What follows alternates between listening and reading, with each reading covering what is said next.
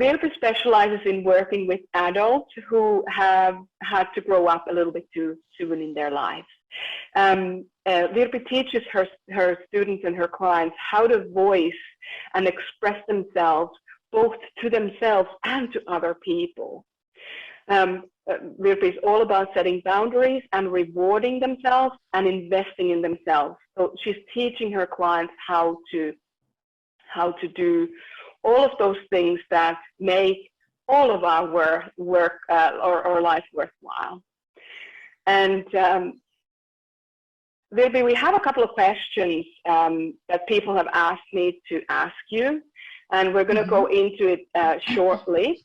And if anybody here on this call has any questions, please feel free to pop it into the chat box, and we can pick up the questions after that. So something that I want to check in with you first, and this is certainly a question that we get a lot for our qualified mentors, is why did you want to become a mentor? What drives you?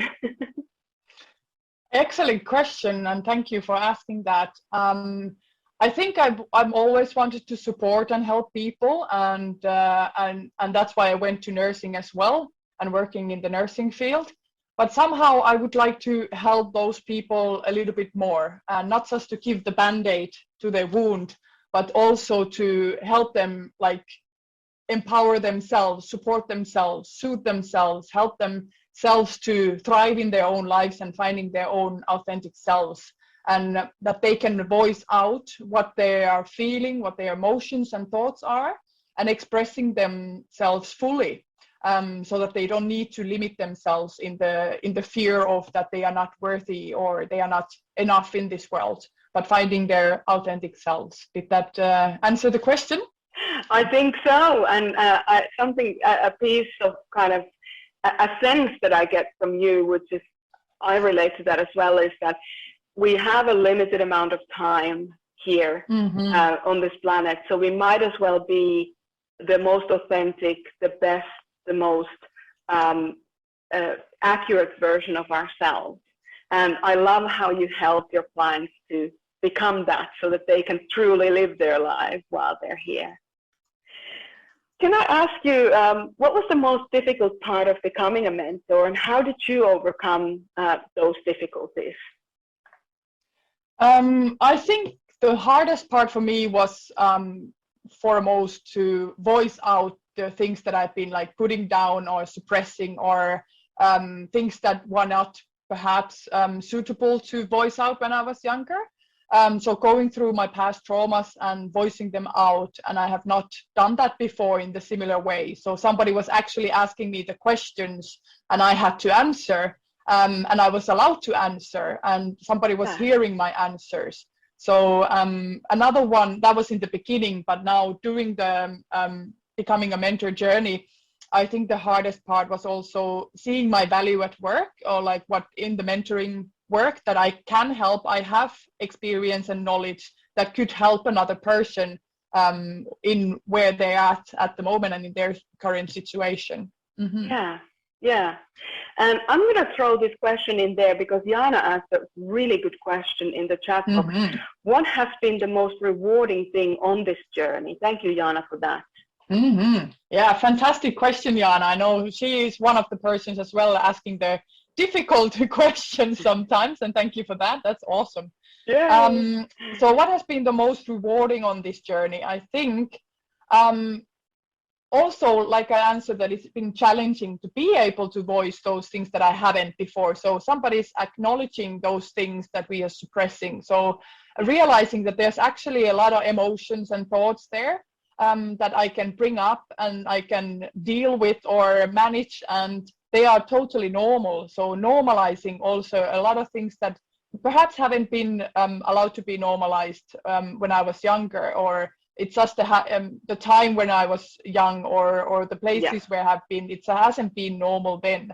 So I think just expressing myself better towards others and to myself at least, and then also doing the case study, client studies, just seeing the light coming out from the clients, that they are actually enjoying what we are doing, and they can say that this really helped me. So getting the feedback, the good valued feedback from the client, and see that it was worthy to have that session with them, and that conversation, and going deeper with the challenging questions as well, and also being able to reward myself or learning that, and teaching others to reward themselves as well, and indulging them for the good work that they are doing. So yeah, and a shout out to your case study clients as well. Thank you, everyone. If you're listening to this recording, if you're here, thank you so much for doing that work with Virpi, because part of, the fact that you did that work is why we're now celebrating her graduation. If she can't finish her case study client work for whatever reasons, the hours, then you can't get certified. So yeah, thank you very, very much.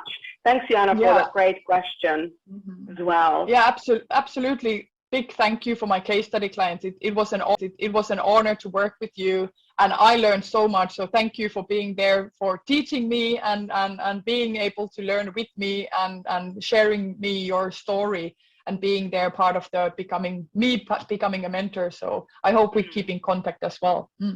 Yeah, exactly. And I had another question that was posted, which was, can you give an example of how this work has helped you express yourself within yourself and within others? I know you've talked about how, being heard and being taken seriously. It sounds to me like you had some struggles around being taken seriously exactly as you were, as in, that you had the right to feel the way that you were feeling, you had the right to think about the thoughts that you were thinking, and so on. Is there more to that you want to speak to? Can you give us like a nitty-gritty example, maybe something else that you haven't already mentioned? I can. I'll try my best. I think the most with the inner parents and inner children, because this is based on the 4 people within, when we are having the most natural person or way of doing things, and then we have the least natural way of doing things. And if people know me good enough, I'm the one organizing and taking action and doing things like this, and making the action happen. And the least expressional side of me would be the introverted feeling, which is about my emotions and how am I feeling. And I haven't been like putting my attention to that when I was younger, or a teenager, or a young adult as well. So I think that has taught me a lot from that 3-year-old inner child with the introverted feeling, that she's allowed to show her emotions, and I'm actually acknowledging her. And my adult self, the organizer part, the effectiveness part in me, is not overdriving that inner 3-year-old child. So I think like coming closer to my own emotions, that I am allowed to have those, I'm allowed to say what they are, and acknowledging them within myself. I don't need to express them always to other people, but just to myself with journaling or having an inner conversation with myself. I think that has been one of the biggest things that I've learned during this process. And teaching that to others, or showing how I went through the experience, is also something that I hope that others will learn from also. And it is a part of being a mentor, is to inspire others with your own story. Others who are still kind of knee deep, running in that pool of tar, trying to get out of their situation. A part of being a mentor is to inspire, hey, there is light at the end of the tunnel, but also then really showing the tools and showing the approaches that will help them get there, like getting the 4 people within together, listening to the inner children, really asking those 4 decision-making questions even, do I have all the facts? Is this the most effective way of doing things? Is this the most harmonious way of doing things? And last but not least, is this authentic to me? And helping people with those questions and everything that comes with that inner parenting is such a valuable thing, that your service that you're giving to people. So thank you for doing this work and continuing to do this work going forward. I really appreciate it. we see that transformation as mentors every day, and you know, a lot of people hear about it and they might think, oh, I wish it could happen for me. But the thing is that if you do what you've always done, you get what you always got. Whereas if you change even a little bit of something, things can change for you. And that's the beauty of mentors, is to walk beside us to get to the destination. Yeah. All right. So I have another question here for you. So can you give an example? Can you give us an example of one of your clients' experiences in, say, transforming their communication style or maybe their boundary skills? Yeah, I have similar to mine, or similar person with the similar traits to mine as well. I'm an ESTJ, which is the effectiveness person with the different parts of me, and I think the communication is coming as an extrovert. It's coming like we are always very there and taking communication with others and asking questions and taking the lead in places. But the inner talk, what I was talking about earlier, is not that easy, or expressing our emotions, since we are not acknowledging them, the emotions by myself. I am not able to deal with them or manage them or work through them and show that to others. It stops there because I am making a barrier between the world and my emotions totally. So it's just the easier way to do that, because I just want to go forward and it's easier without the emotions. Or so we think. Exactly. That's something that we have been taught, and that's something that the world has been teaching us, and that's something to do with my natural side of how I see the world and what is easiest for me. But to be able to grow is to see your weaknesses as well, and trying to work through those and make them stronger. And that's how we grow. But going back to the question, to client experience, I think the biggest was to setting boundaries, that with the big business, you are able to set boundaries and make contracts with the other clients and telling them that this is not okay.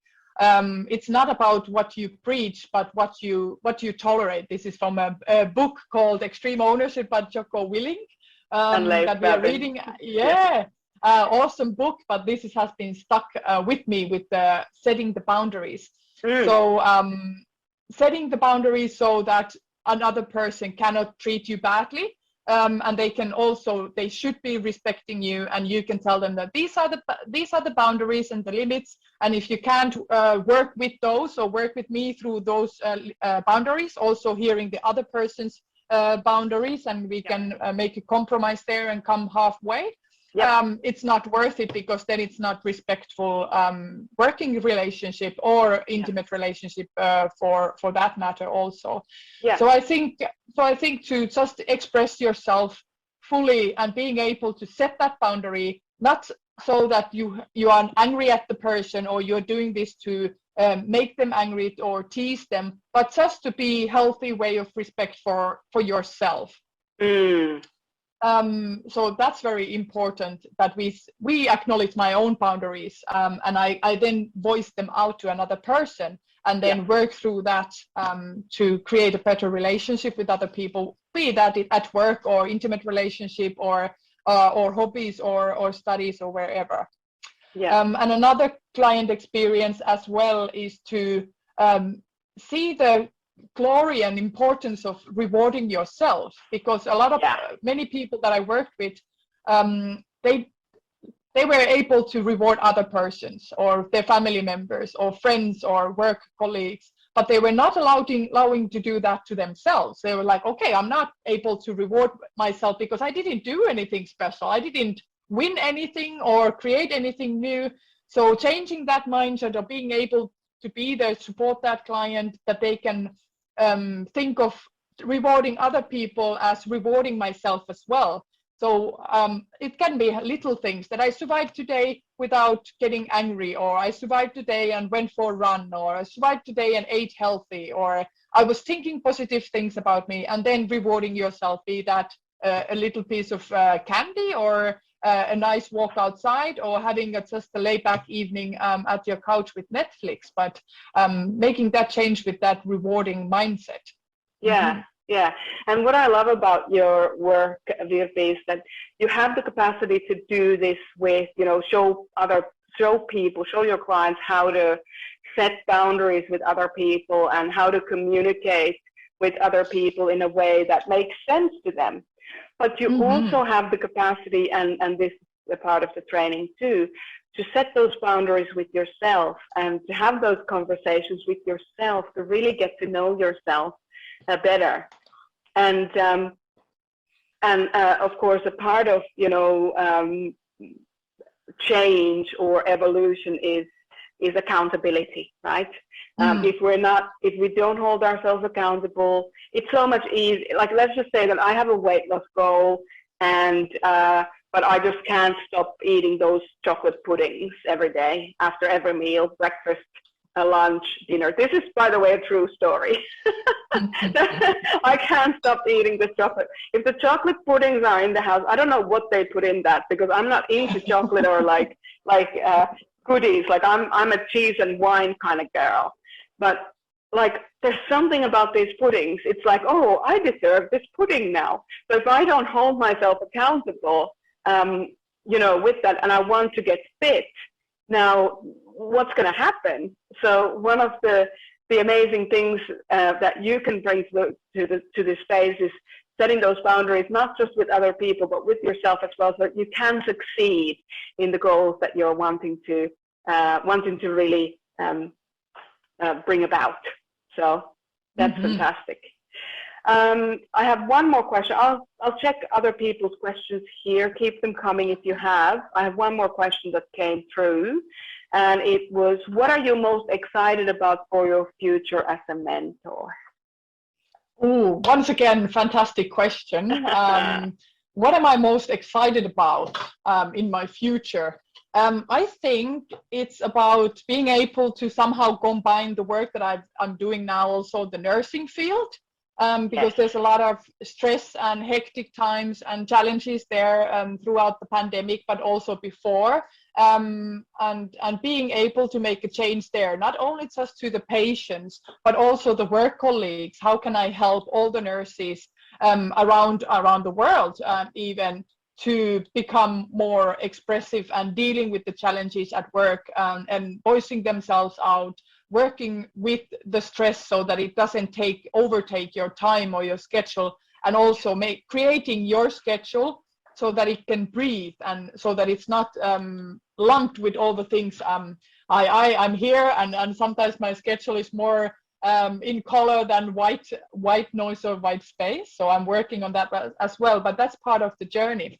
So me working through all the things as well, while I can support and help others with the mentoring. So I think being able to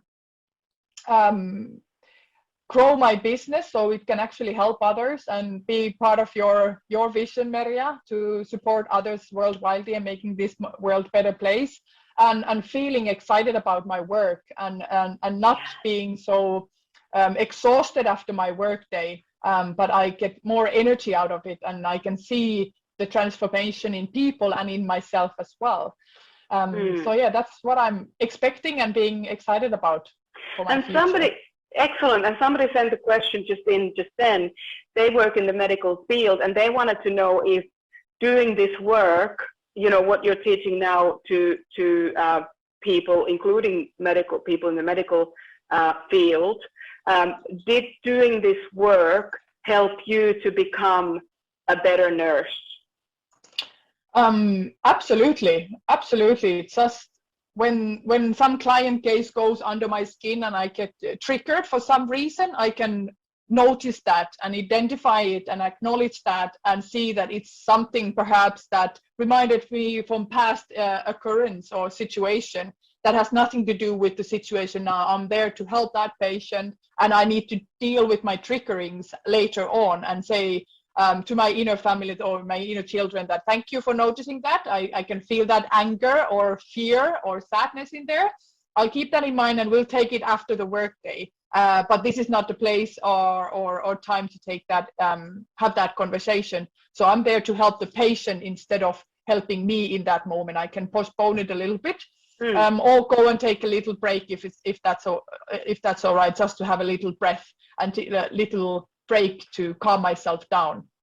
Which I've noticed. So it has really helped me to also setting the boundaries with my colleagues and with the patients. Working in the accidents and emergencies. There's all kinds of challenges and patients. So it has been, I have been able to voice myself out in a better ways, and calm myself out and being gentle about the way that I express myself. So being gentle towards the other person. So that has been helping me a lot. Yeah. And you do get to, when you kind of extend that compassion and empathy towards the person, whether it's a patient or it's a colleague, because we don't know what's going on in their world. Sometimes we do, but a lot of times we don't necessarily, especially patients. They just kind of tend to come and go.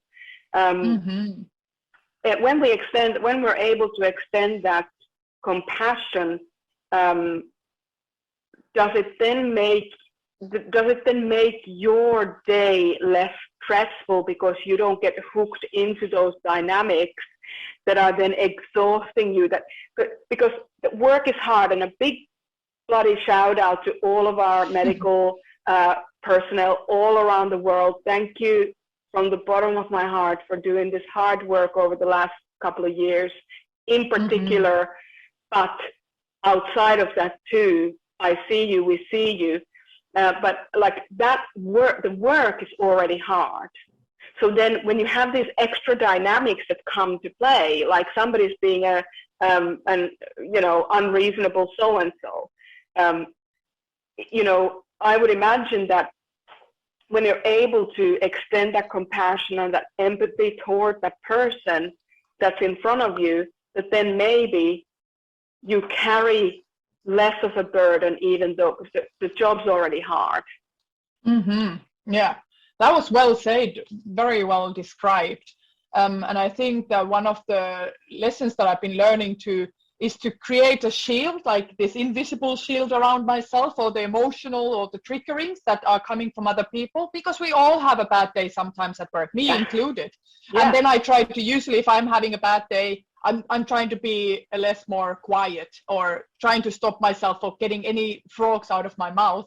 And then people come like, what's wrong with you? Why are you quiet?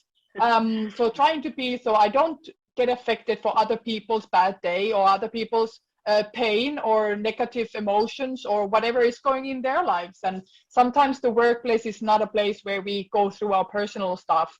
Sometimes it could be, because it might affect our work as well. So feeling into the situation and the timing and the energies with the other people, and protecting myself from that energy. So I hear that you had a bad day, but I don't need to take that and carry that bad feeling or negative emotions or negative thoughts with me for the rest of the day, because I'm like a SpongeBob sometimes, because I'm just absorbing all the energy around me. Also, like I am bringing the good joy or the good energy that people say, why are you so energetic? Where do you get that from? Sometimes I give that to people, but making that limit with myself and setting that boundaries, I'm not taking that bad energy into me and carry that with me, because that exhausts me as well. Right, and not taking it home. Because that's another thing, like you can't leave it at the job. It starts affecting every area of your life. Yeah, absolutely. And one special example here as well, when I have a 700 meters from my work to my home, so it's a short way to kind of like vent myself out and the thoughts. But in the summertime, and when I can, I walk bare feet from work and to work. And that really helps me grounding, and somehow I feel so much better when I get home, and I'm like, I have left all the bad energies on the way onto the ground, and I feel that I can now go to sleep and do my other stuff with the kind of new energy that has helped me, be that mentally or actually working with the grounding energies. But it has been very good way to do. And now in the wintertime, when I can't walk bare feet or with woolly socks, I do some heavy breathing when I walk. So just mentally thinking, that I'm breathing out all the bad energies and all the going towards the relaxation instead of being very anxious and uptight. So that has helped me tremendously. Excellent.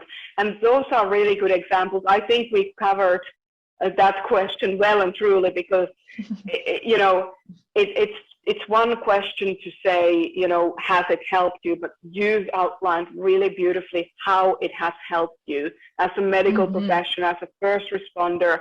And I know that if I'm going to share this with, I'm a voluntary firefighter, so if I share this with my community, they can also relate to a lot of that, because, you know, we're usually the first people on the scene, and just trying to make sure that everybody's looked after.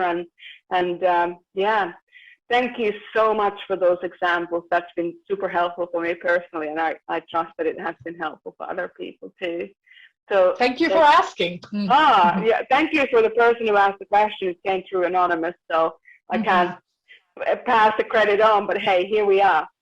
So Virpi, you can also help those who want to kind of create their life plan and then put it into action, because you're very action oriented, right? You're like super, let's get this done, let's get order in here, and then we'll do it. And a lot of your work is based around the 4 people within concept, which is our main tool that we utilize as integration mentors. It guides it guides us to create a more kind and, well, actually it guides us to create the kind of life that we want to create. I don't want to put my own values in there. We learn to live with ourselves as the best version of ourselves. We learn to learn how to best support ourselves. We learn these skills that are easily actually translated to in other areas of our lives. They are very transferable skills. So let's just say that you help a nurse or a doctor to really manage the patient interactions, you know, better from their perspective. So if you have a highly empathetic nurse or doctor to kind of attend to that patient there and then leave that patient's baggage, you know, offload it, so not to bring it with you. So something that you do really, really well is you show us how to take that skill from work and maybe bring it to home. So maybe you have kids, and, you know, teenagers have all these kinds of challenges, usually social challenges at school and all those kinds of things. So, or maybe you're helping your friends and they're going through a tough patch. So you're really fully there, you're able to be present with the person, but you're not taking on that their pain and carrying it with you. So whatever you learn across one area of your life, you can transfer that skill to another area of your life, which makes it so powerful. So if we look at the skills and the capacity to learn, and, you know, giving ourselves a permission to fail forward, not to be perfect straight off the bat, which a lot of us can feel like we have to be. When we do this, when we go through our personal and professional development journey, and we do it with a mentor like yourself, Virpi, we improve our emotional stamina and we begin to make better decisions in our life.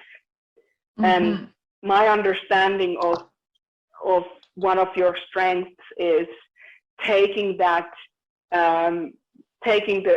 simplifying the plan and then making it happen and really changing our lives in that way. Do you care to comment on that? Yeah, thank you.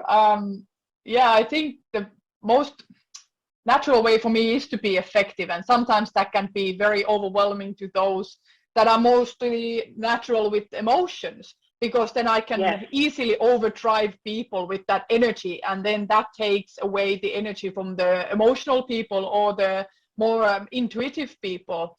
And I'm not doing that on purpose, but it's just my natural way. So being able to notice that situation, tone myself down a little bit, and then giving the space to other kind of people, the sensing people, the emotional people, the intuitive people, which is their most natural and way of doing things and seeing the world.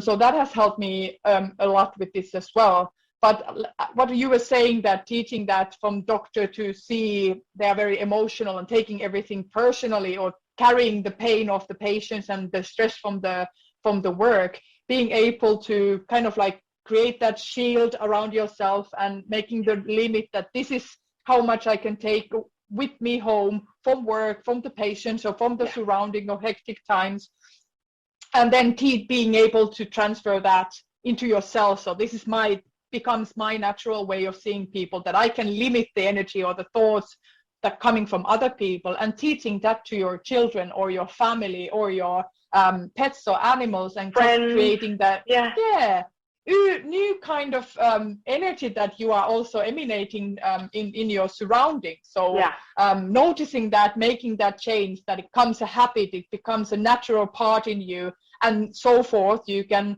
teach it to others around you, not by saying that you should do this or change that in yourself, but just the way that you are and how you are kind of like lighting up and sparkling, and then other people can come and ask you, what do you do? Because you're just so bright and look so happy, and you seem to deal with these challenging situations or patients or stress in work or a private life. You are dealing with it so well. What are you doing? Can you teach me? Tell me the secret. Give me the secret recipe or the tips. Or that's something really beautiful that happened there. When the other people come and ask you, they see the change, and they come and ask you, what have you done differently? Teach me that. Help me with it. I love it. And because you are an ESTJ, which means that you're an extroverted, sensory, thinking, judger person, and a lot of, like, you are, I swear, with the thousands and thousands of people that I've worked all around the world, you are the most intuitive feeling ESTJ I have ever met in my whole entire life. So you have, you might be kind of playing down your capacity to be, or you might be saying, oh, maybe I'm not so good at that. But actually, it feels like with you, Virpi, that it's the full package. You know what your strengths are, but you also take every other part of the person into consideration, the feeling and the intuitive parts. As well as allowing things to emerge, the perceiving part. Yeah, thank you. Kind words.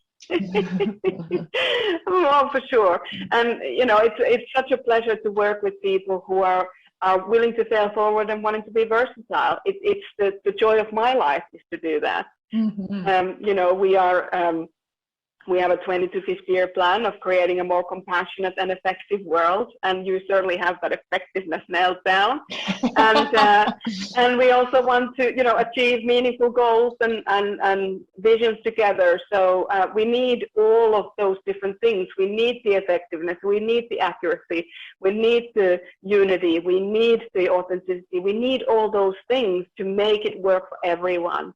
And Virpi, I could keep talking to you or with you forever. Why don't we move on to the practicalities of what this actually now means? So, Virpi, that's what you're working on. You're wanting to empower people all around the world to live their most authentic life, to reach their goals, to help set boundaries, to communicate better.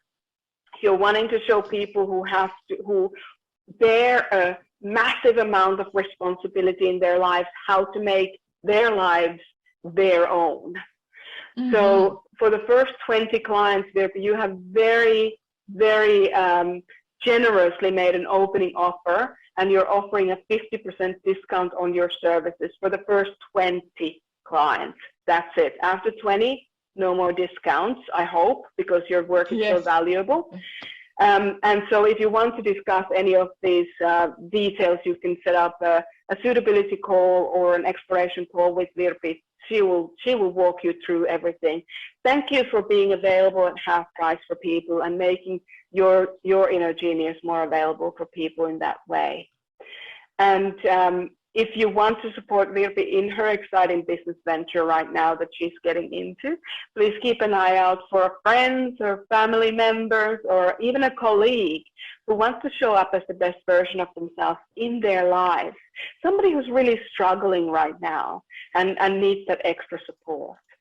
So I'd like you to take a moment, either right now or after the call, to think about which friend or family member or colleague is currently struggling with being their authentic self, setting boundaries, communicating better with their spouse, with their kids, with their friends, with their colleagues. That's the person that needs to talk to Virpi. And ask them if they'd like to sit down with Virpi for 60 minutes. No cost suitability call. There's no cost for it because we are here to make a difference. And then Virpi can help determine whether what resource will be the right one for them. So you can reach Virpi at mentoringwithvirpi@gmail.com, or thank you for popping that in there, Virpi. So that's in the chat box. You can grab it from there. And if you think, hey, you know, I'd love to get on that same career path, that this is really inspiring me, and I want to join Virpi on this career path, you can contact us at desk@mariasumiloff.com for more details on our training program. So I want to say many congratulations, Virpi.